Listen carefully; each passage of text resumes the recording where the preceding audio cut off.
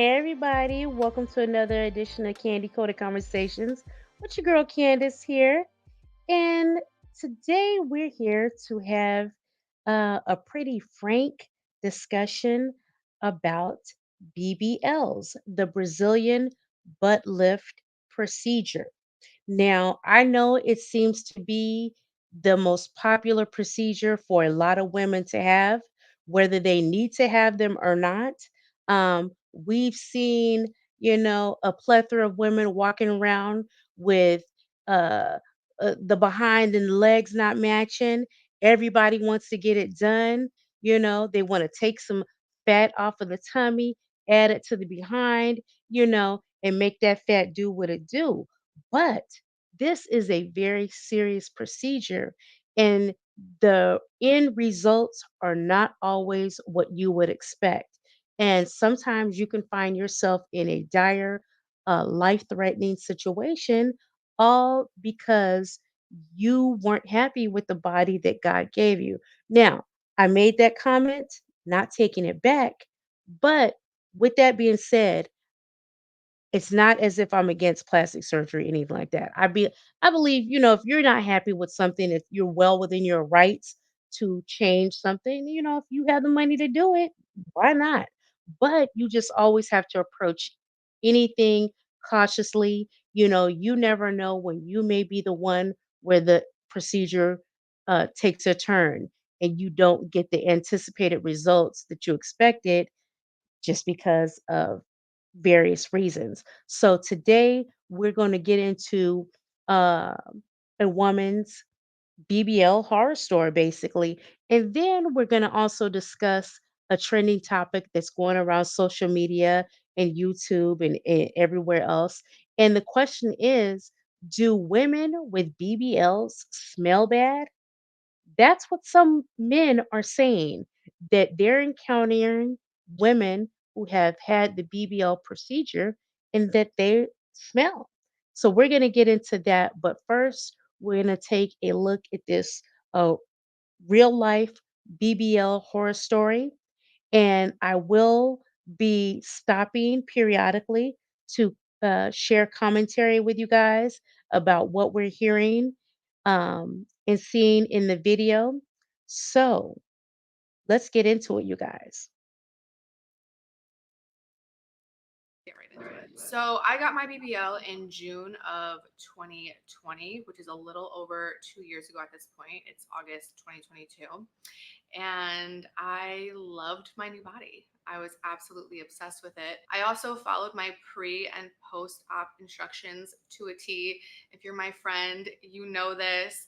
I was in my faja for like 6 months, sitting on a booty pillow for just as long. I did my massages, I took my meds, I did everything that needed to be done. I am literally a plastic surgeon's wet dream because I essentially become their poster child after every procedure because I just take care of my results the way they would want to, and not a lot of people do that. So, Okay, we're going to pause right here because we don't want to go any further into the video without acknowledging the fact that she is admitting right here that she is a woman that has plastic surgery procedures and has had multiple procedures, and so she is going into this thinking, oh, I know the routine, I know what to do, um this is just going to be a breeze. um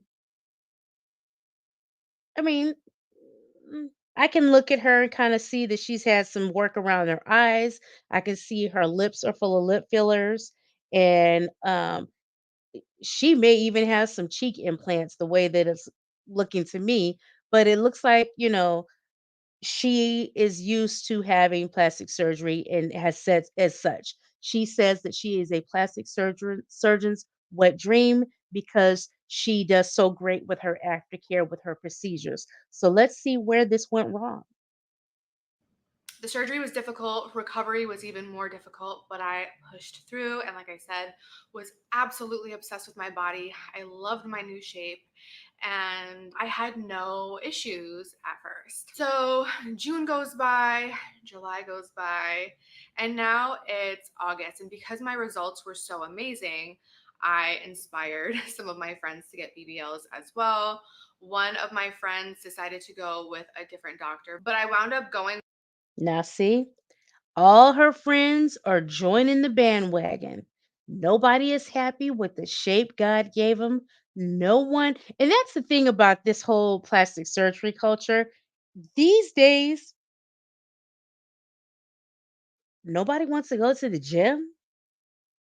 Nobody wants to just go on a diet these days. Nobody wants to work out to achieve their best natural body that God gave them.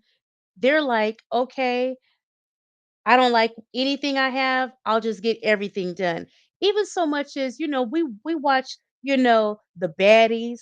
What about Rolly going under the knife? A clearly obese woman going under the knife, getting BBLs and things of that nature instead of losing weight.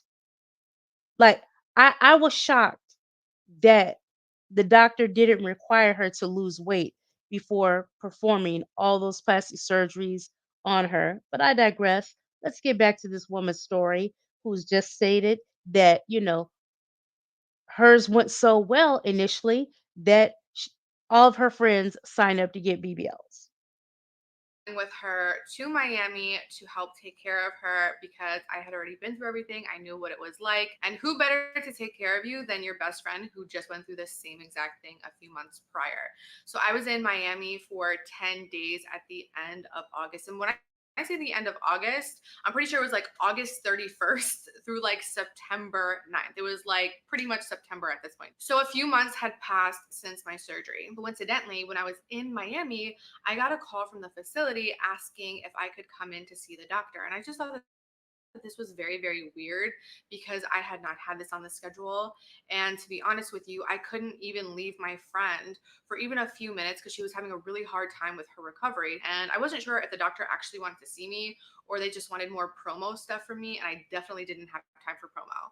So I was like, I feel fine. Like, what's going on? They didn't give me a straight answer, but they said, okay, look, we're going to prescribe you a month's worth of antibiotics. And this was a major red flag to me.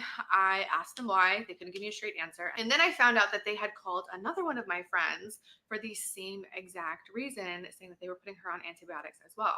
Mind you, she got her surgery an entire month after I got mine. So it was just very weird timing of everything.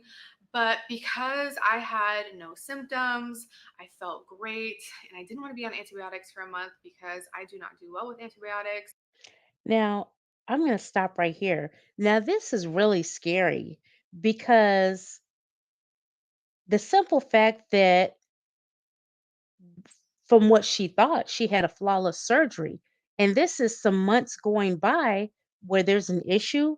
Months going by. What is going on? I have gut issues.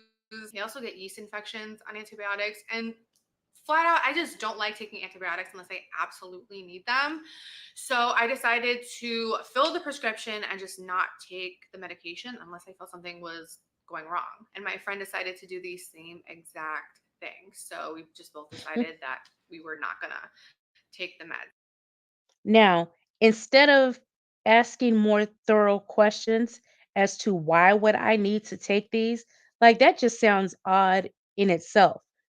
Months after your procedure, you haven't even really seen these people. Months have gone by, and then that you get an emergency call from them telling you that, hey, we need you to start taking these antibiotics. You didn't ask further questions. What's going on? Why would I need to take antibiotics? Uh, do you need to see me to see what's going on, to see if I need antibiotics?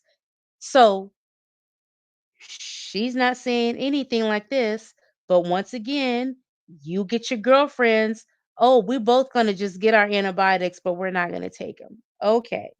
All right. So, yeah, this is weird. Because who wants to have yeast infections for a month straight for no reason? So, still feel great. It is now September, October. I go away for my birthday. Everything is all fine.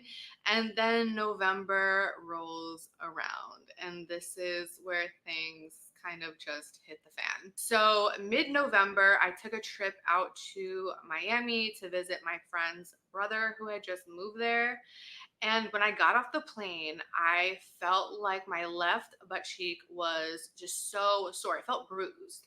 And I was like, that's really weird. Maybe I sat on it wrong. I was still sitting on my booty pillow at this point. When I tell you I did not play with my post op, I did not play. I was still sitting on a booty pillow in November when I got my surgery in June. So I was like, damn, maybe I sat on it wrong. Mind you, the plane ride from Jersey to Florida is only like 3 hours. So there's no reason why I should feel that way.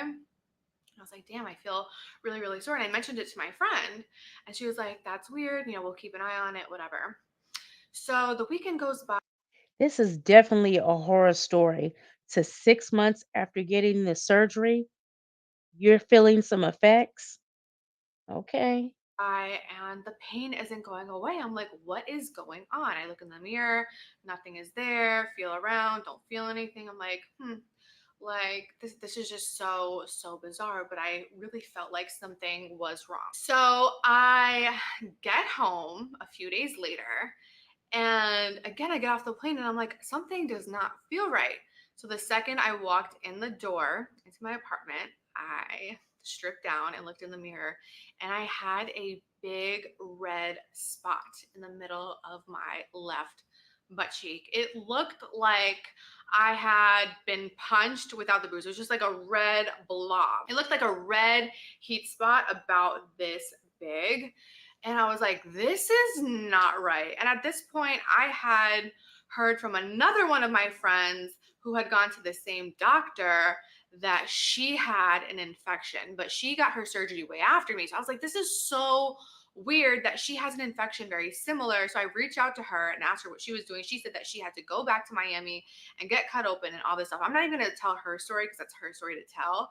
But for me, it just completely freaked me out. And I knew I had to reach out to my doctor ASAP. So that's exactly what I did. Unfortunately, and this is where the timing of everything comes into play, because with my luck, they were closed for Thanksgiving. So I was only able to get prescribed antibiotics, and for a couple of weeks, the antibiotics worked and the red spot went away.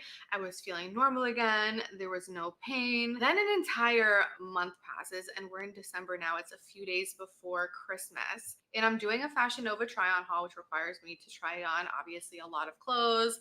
There's a lot of pants being pulled up and just a lot of fabric rubbing up on that area in a short amount of time. And that kind of just aggravated the whole situation. So I look in the mirror during this try on haul, and now the spot is not only back, but there's a huge lump under my skin. Like I could literally feel it. And so I lay down on the couch. Mind you, like this is my butt, okay? So I can't really see it as well as somebody else could. Like I'm really like, contorting myself to even be able to see what's going on back there. But I laid on the couch and took a picture, and it looked like a golf ball was trying to poke through my skin. So I immediately freak out. I call my mom and my sister. My sister ran over and took me to the emergency room. I'm like, I'm not playing with this. Like, what is this in my body right now? It hurts so bad. I'm screaming, I'm crying. And I go to the emergency room, and at first they tell me I might need to be there for a few days. At this point, I was dating this guy from Austin, and I had planned to fly out in like 2 days. And I'm like, oh my gosh, I'm gonna miss my first Christmas with him. Like, this can't happen. I can't believe this is happening to me right now. But they wound up discharging me a few hours later because there was nothing that they could do, and they didn't want to touch another surgeon's work after I had told them what happened. And this was a result of plastic surgery. They wanted no parts of it. So I was like, oh my God, what am I going to do now? The office is closed yet again for Christmas, and the office isn't going to be open until days after New Year's. So What am I gonna do? So the hospital did some tests, prescribed me some meds, and sent me on my way. And I was still able to fly out to Austin on, I believe it was December 23rd. It was the day before New Year's Eve, not New Year's, Christmas Eve. So I fly out to Austin. At this point, the meds are working. The bump has gone down. The redness is down. And I think, okay, finally they gave me meds that worked. I'm gonna be fine. And then literally 24 hours later, I wake up on Christmas Eve and the entire area is not only red and swollen, but it's peeling. And I contact my doctor. Mind you, I had been in contact with my doctor since November.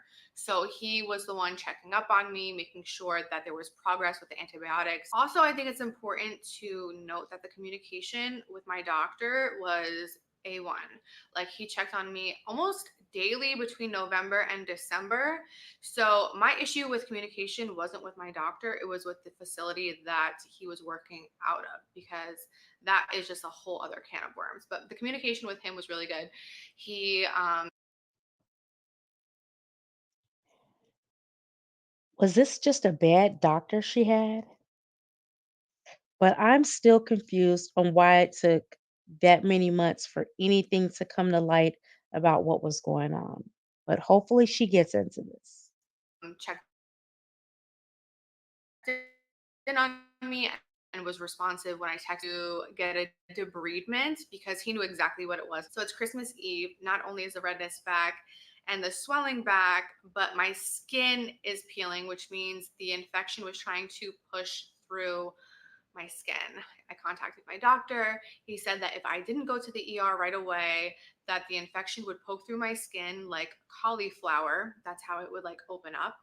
And I needed to get it drained ASAP. And unfortunately, because the plastic surgeon's office was closed for the holiday, I would have to go to the ER, which is exactly what I did. So I go to the emergency room in Austin. They took one look at it and was like, yep, we've got to, drain you of this infection. And we think a loop drain would be best. So basically, what a loop drain is, and I have a piece of string here to show you guys, is when two incisions are made and a string or a wire is fished through both of them. They go through one and then they come up through the other side. And then, so say this is my skin here. It's like my skin is underneath. It's like this.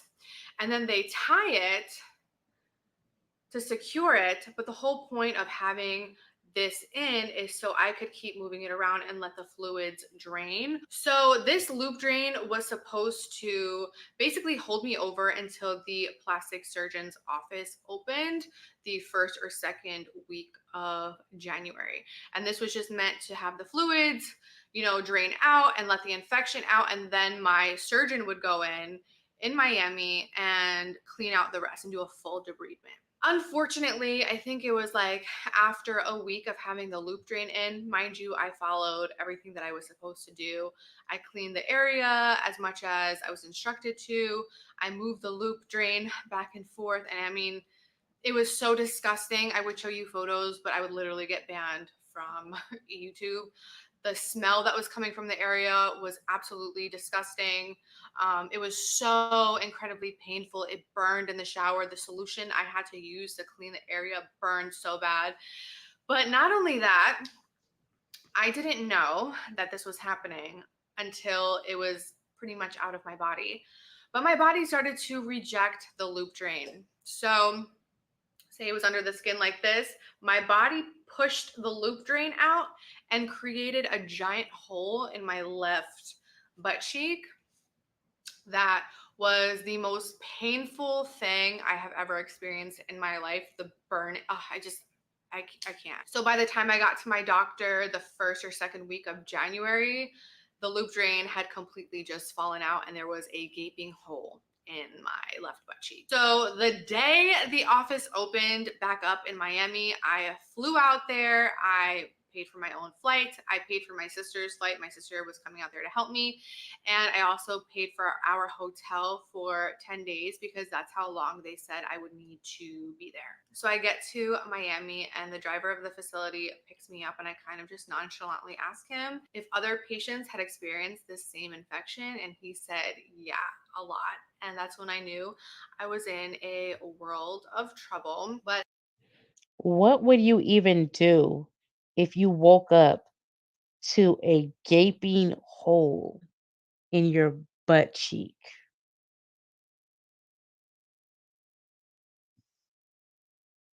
Now, yeah, she still is not stating what has your provider told you is going on with you.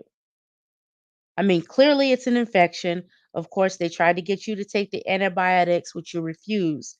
But what was going on that made you need to take the antibiotics at all?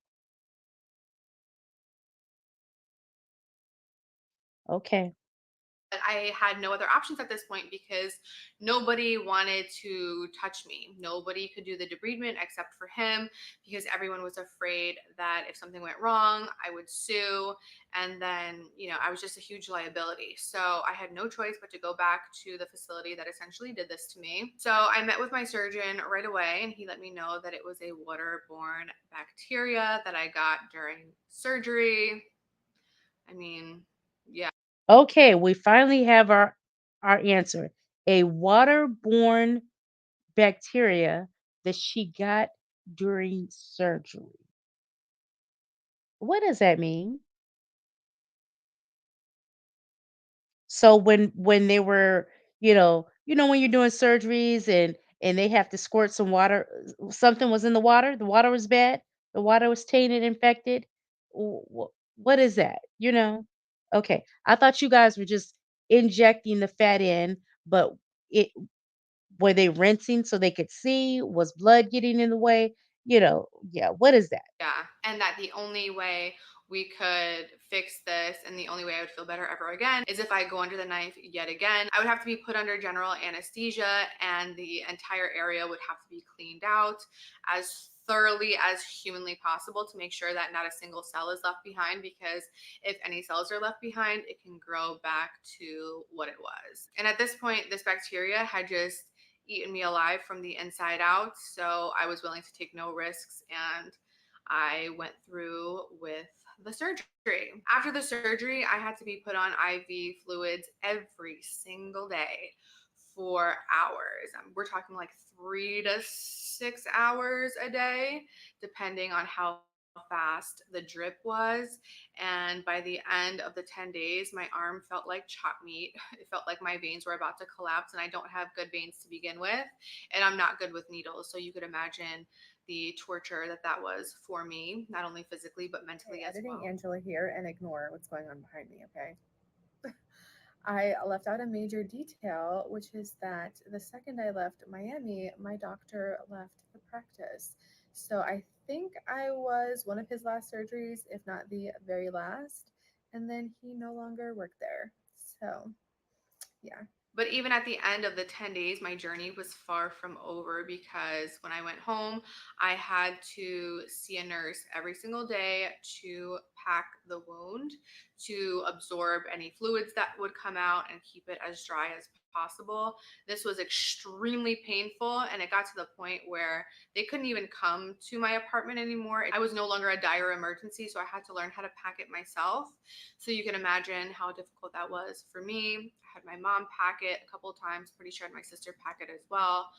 And it was just absolutely disgusting, painful, just a nightmare. I also had to see a wound specialist once a week to make sure that my wound was closing properly. Luckily, I made so much progress in such a short amount of time that I didn't have to see him for long. Okay, sorry if this looks a little bit different now, but my camera overheated, so I had to take a little bit of a break, but I needed a mental break from that story anyway because I could feel myself getting worked up. Going back to the wound, so it was healing very well, very fast. My wound care specialist was very impressed, but he also said he wasn't surprised because he normally sees older patients. I was actually his youngest patient, at how old was I at the time? 30. I was 30 years old. I'm 31 now. And yeah, but unfortunately, my body just kept on healing. It kind of just never stopped, and not in a good way because it started to overcompensate and create too much collagen, which created a keloid. So instead of my scar just flattening out and stopping there, it kept on growing. And then I had a huge lump where there was once a dent. So I had to kind of just let that chill for a minute. I couldn't do anything. So I was stuck with this lump that you could see literally through my clothes, especially leggings. It was so embarrassing. I was dealing with this through my boxing training, and I could see the scar literally through my workout clothes. And then what month did I start seeing the dermatologist? Okay, yeah. So according to my surgeon, the one that not only did my BBL but also did my debridement, he said that I couldn't do any scar therapy for a full year. So I just had to let that keloid chill, let it do its thing, and then I could explore scar therapy options a year after my debridement. So this January, as soon as I hit that year mark, I went to see a dermatologist who began giving me steroid injections to flatten out the keloid. He said that my options were very limited because keloids are hard to remove because I'm sure she ran to get this keloid off. Um yeah. This yeah. I don't know. I don't know why it seems as if I'm listening to the rantings of a very vain woman. I do feel for her. I hate for anyone to have to go through, you know, those type of medical issues. Um, but yeah, let's take a look at this young lady who she's stating why I regret getting my BBL. So let's see what she's talking about here.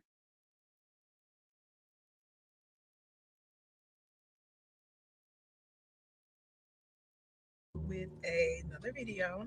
And this video is just going to be a talk with me. And judging by the title, you know exactly what it's about. So, if you're interested in finding out why I regret getting my butt done, continue to watch this video. Don't forget to thumbs up, like, and subscribe. If you want to get more videos from me, click the notification bell and it will notify you when I make more videos.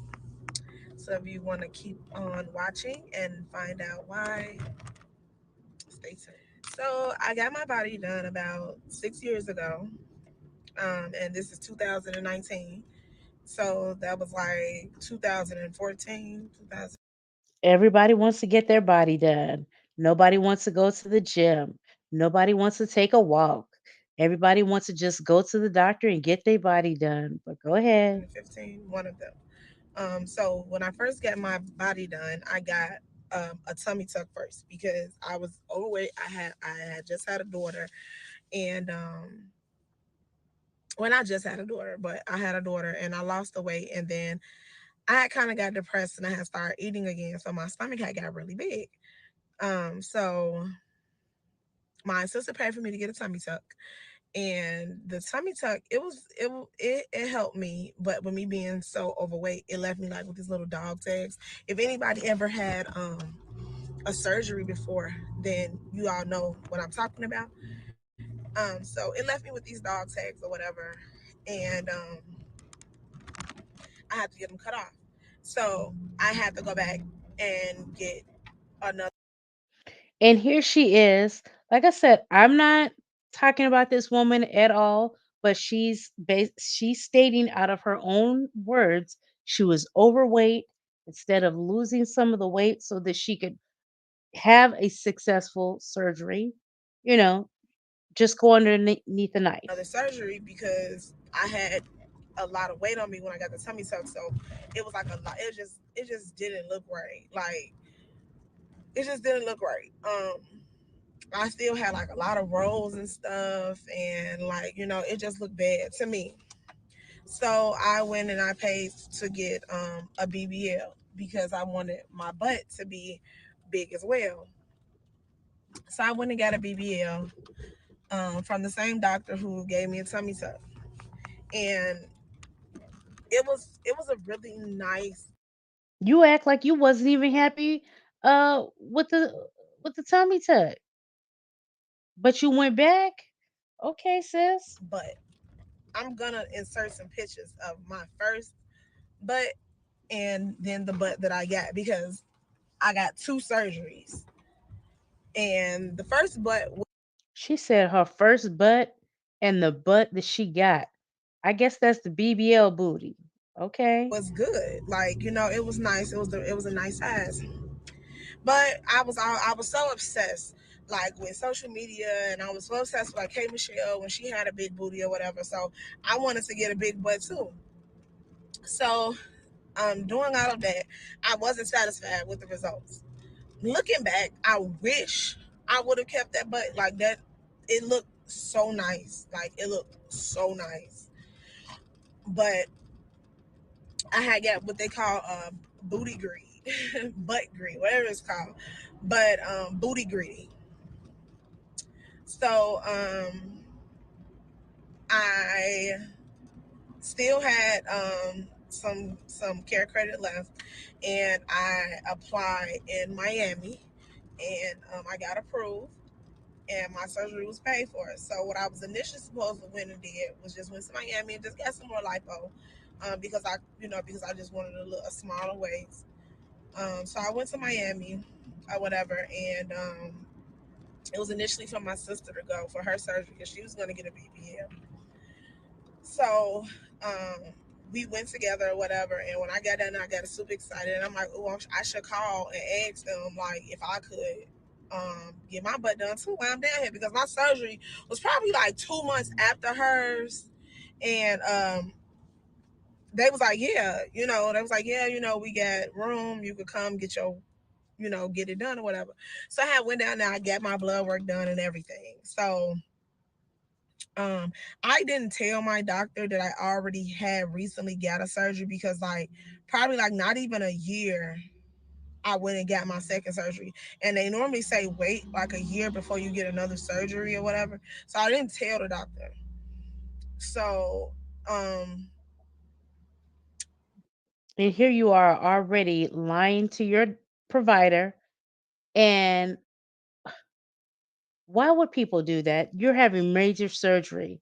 Why would you lie to your doctor? Okay. he did it or whatever, and I'm still not telling him, which I should have told him, and maybe he wouldn't have put so much in there. I got my surgery, and my butt was huge. Like right after I got my work done, like right after the surgery. Like some people be like, "Oh, I can't really see the results or whatever." No, sis, my ass was huge, like literally. So I asked the doctor, and I was in so much pain, but I was in so much pain because my body still wasn't done healing from the last surgery. Like, and I didn't really tell nobody this. Like a couple people know, but um, yeah, my body wasn't done healing from the surgery or whatever that I had before that. So I was in so much pain. I was in so much pain, like so much pain. It was ridiculous. So But keep in mind, you didn't even tell your doctor that you had a previous surgery. So you put yourself in this pain. Okay. what else? So I asked the doctor, I'm like, is my butt gonna, go down or whatever? And he was like, yeah, because it looked kind of shelfy. It was like my butt was kind of like on my back at first. He was like, yeah, your butt is gonna drop and it's gonna form, into a teardrop or whatever. So I'm like, okay, cool. So I get back to Chicago or whatever, because mind you, it was in Miami, and we had to get on the plane or whatever and come into Chicago. I had drainage tubes in me and everything. So I just, let the time go by or whatever. And I really wasn't thinking too much about it until like it started healing or whatever. So I'm like, my butt is not going down. Like my sister butt went down. One of my friends who got her body done, her butt went down. So I'm like, my booty is not going down. So I was like, let's fast He gave her too much of a butt.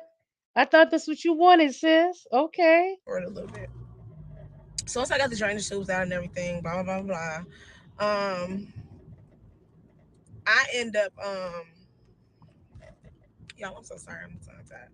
I end up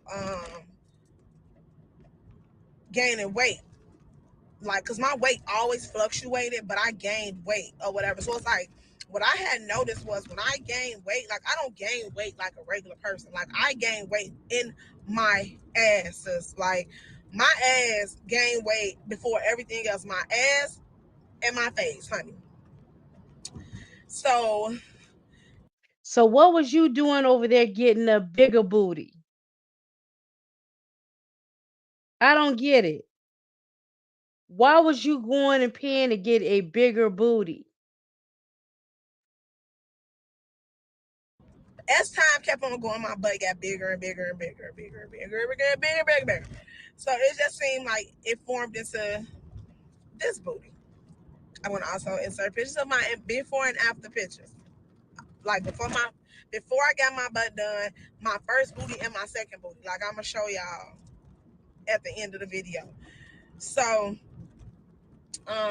what made me regret it was how big it was and how I felt like people didn't take me serious. Like people did not take me serious to me. Like all they thought I was a booty. Like, and I'm like, I always got attention. I always had um compliments on having a pretty face or whatever. But it was like once I got my butt done, people just mainly just focused on that or whatever. And I feel like it took away from me as a person. Um, because That's what you wanted though. Now you had BBL buyer's remorse. That's what you wanted. like that's all you saw was like a big ass booty. So honestly, it gave me insecurities. Like I have so many insecurities when it comes to my butt. And I'm sharing this with y'all because um next month I'm gonna bring you all along with me and I'm getting my butt taken down. I'm getting the fat taken out my butt because all of this is fat. Some people's like, oh, you got implants, oh this and that. But like that was not the case. Like my butt just really was that big because I put fat on top of fat. Um so everybody's like, oh, you got implants because it was like it's literally like that big. I think my butt measure like a 48, 50, and that's me at my average weight. Um, but it gives me like so many insecurities. Like I know how to hold my own when I'm out in public, and I hear people talking or whatever. It used to bother me a lot. And I used to always want to clap back at people when they said stuff like, oh, your butt big, your legs little, you look like an ant, yada, yada, yada. I even had friends who was supposed to be my friends that wasn't my friends. That even when they got mad at me, I'm sorry, y'all. I can't wait to see these before and after pictures. they talked about me. You know what I'm saying? Like they knew that it was a problem for me. And with them knowing it was a problem for me, they brought up the problem areas that I had or whatever. So it just gave me like a lot of insecurities. Like I honestly hate my butt. Like I hate it. And I be just looking at girls who want these huge, ginormous booties, and I'm just like, it's so many problems. Like it for one is heavy. It gives me back problems. I can't even really lay on my back like that. Cause it makes my back arch and it hurts. And I like to lay on my back when I sleep. I don't know why I always have, but I can't lay on my back like that because it hurt. It gives me back pains. Um, but like just hearing people talk so negative about it, like for so long, because I probably had it now for like 4 years. Yeah, hearing people talk so negative about it, it just made me really sad because I don't want nobody to just look at me and just like talk about my butt. Like so I bought like everything was long. Like I bought like long tunics, long jackets, like everything. I'm sorry, Oh, something in my eye. I bought everything long to cover This is just what you went through all this trouble to get this big wagon to drag around. Now you're embarrassed. You're ashamed by it. You said yourself you already knew you was big. And the second you gained weight, your weight went to your butt. You stated that you were overweight. Anyways, so your butt was already big and you intentionally took your tail to the doctor to get it even bigger. Why? Now you on here telling a sad story and about to go get the fat removed from the butt? I just don't get these ladies. Y'all don't think about these things before you do it.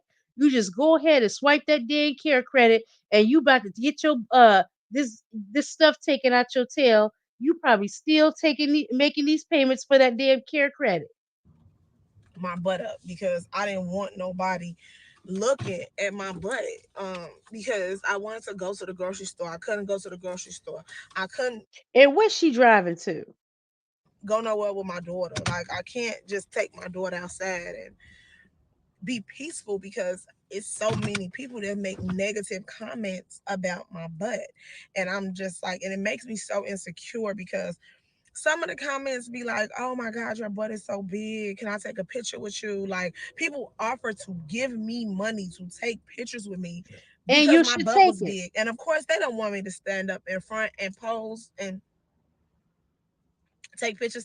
They wanted me to turn around, show my butt, and show that it was big or whatever.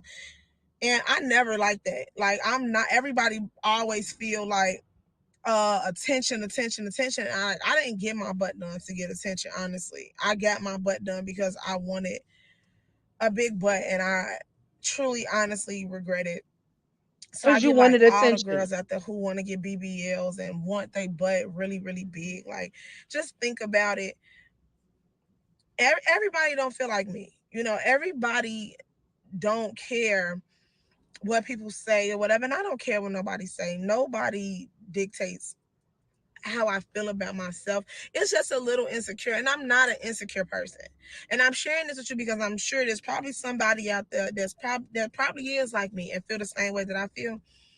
But yeah, like it's hard for me. It's hard for me to buy clothes. Like it's hard for me to shop for different things. Like I sometimes don't like putting on dresses because the way that it is, you put on Spanx and it's, We're going to speed up it, how see if I we can really find this feel picture. about myself and my butt. And maybe if it's somebody else out there who feels the She same way probably was just or walking having around issues as far looking as, like a character anything, of herself. anything.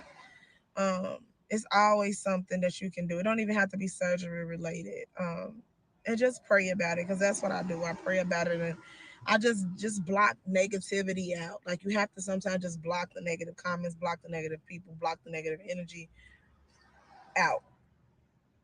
And that's what I'm doing. So yeah. But on a brighter note, to see more videos from me, like, comment, and subscribe. Telling me any stories that you may have. I'm sorry, my eyes is still wet. Any stories that you may have. You can share with me different things. And don't forget to just hit the notification bell so Girl, you can bye. see when I'm uploading new videos and you can be the first to receive them. I have so many videos coming your way. So, once again, thank you, thank you, thank you for watching my video.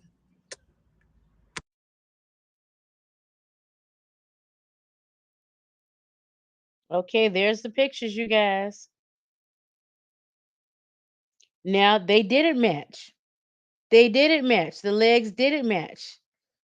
So, that y'all, now, the first lady, she got an infection. That was a horrible thing. This second lady, not too much. You knew exactly what you were getting. And for whatever the reason, I mean, you trying to say that you were embarrassed, but there's more to it than that. I don't know what it is. But let's get to this last little bit of this video because, like I said at the start, this is making the rounds, and they're saying that women with BBLs smell. So let's hear one man's account, okay? BL, and they have a funny smell. Yeah, those BBLs be stinking. So you guys may have seen this online that BBL smells is trending. And there are a lot of reasons for that smell. I wonder if his beard smells because it's not trimmed. His mustache is not trimmed. His beard's not trimmed. I wonder if that smells. Okay. But I think that I will tell you guys a story about a girl that I dated, and I took her out. She had had a BBL. Her body looked crazy good. Like she had it done right. Her whole body looked amazing. So we linked up and we went out, had a really good time. We went to a Lakers game and then went to a spot by LA Live and had some dinner. Had a really good time. And so she was like, "So what you trying to do?" I was like, "Yeah, let's go back to my place and relax, have a nightcap and see where it takes us." So we drive back to my spot. And so light the candles, get the music going, He said, let's go have a nightcap. I find it hard to believe he was with any woman. But let's see. open up a bottle of champagne, and we sitting there and we're having a nice vibe. And we start getting into it and everything, and clothes start to come off. And she wanted to give me a little show. So she was like, just stand right there. And so like she took off everything very seductively and got on my bed and started twerking that thing, right? And I was like, what the hell? Because at this point she got nothing on. And I smell this smell and it hits my nose. Shit was like a salt of my nose. I'm like, what the hell? And so I'm like, baby, uh, not to be rude, but I know we had a long day. You're not smelling that fresh down there. I think you need to get into the shower and go ahead and freshen up.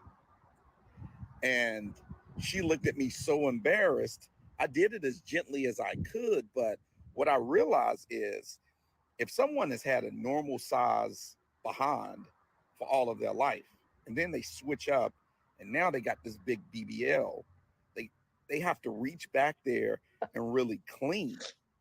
You know what I'm saying? And if they're not used to doing that, they might not know that, hey, you sweat differently. Now, I'm checking on it a little bit because, I mean, if you think about what he's saying, does it have some validity? If you have had a normal size behind all your life, and then you go all of a sudden at your big grown age and go get you a big BBL booty, I mean, I don't know. Do you have trouble reaching around it? Because you're not used to reaching and wiping yourself correctly. I mean, is that an issue? I don't know if this is a real thing. I really don't. All I can do is listen to this man's experience, but I'm wondering, is this a real thing? Is it that much harder or that much more of an adjustment for a woman to clean herself once her behind has been enhanced and it is larger? You have a different terrain to wash and learn how to handle. I don't know, y'all, this is just crazy to me. Everything is different when you add that much more meat back there. That thing can't breathe as good. And so she ended up getting in the shower and everything. I had everything that she needed. And I ended up clapping them cheeks, and it was much better. But some people, the smell, I think her smell was coming from just not being able to get back there and clean properly. But some people's smell is coming from what the excretions and what's coming out with the fat that they've actually put in to their bodies. So, BBLs for Now that part sounds scary as hell. That old fat that's been removed and placed somewhere else could be coming out in other ways and smelling. Now that's scary. That's scary right there. me, it's just for fun. That's those women are for fun. Like you can't take women with BBLs, in my opinion, to parent teacher conferences. They big old ass knocking over the little kids' crayons and stuff as they try to walk through the parent teachers conferences in them small ass classrooms. That's not really for me. That's for fun. That's for, weekend fun. Wifey material is just regular, natural women that you can build a family with and give a great life to. So there's a trending topic about how BBL smell.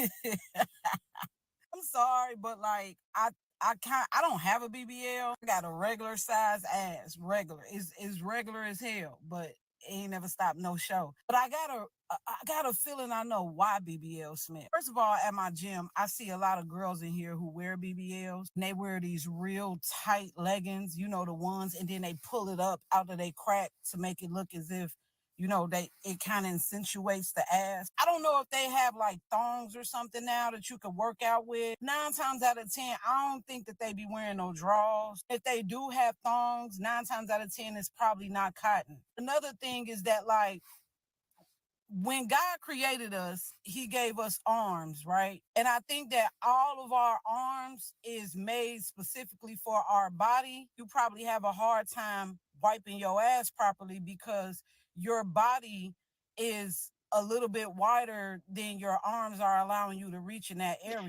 So even when you get a BBL, I think that because that's not your normal butt size, that your arms may not be as long to reach in that area as good as it would be if you just had your regular body that you were blessed with. I'm not downing nobody who get a BBL. If that's what you want to do with your life and your body, by all means, do you. It ain't none of my business, but it's going to take some practice. Another thing is, why are we still at this age and point in our lives putting soap in that area? You shouldn't even be using. Okay. So I don't know. I don't know if it's a real thing. Is it the BBL, or is it maybe the woman that you're choosing to be with just doesn't have that high level of cleanliness? I don't know. We are all human. Did you catch her on a bad day? What time of day did she just come from the gym? Was she cleaning the house? I don't know. I don't know if this is a real thing, y'all. Um, but shoot, let's talk about it. Is BBL smell a real thing, or is it just a one off and you just caught somebody on the wrong day? I don't know, y'all. But I mean, we talked about it today, and thank you for having this candy coated conversation. See you next time. Bye.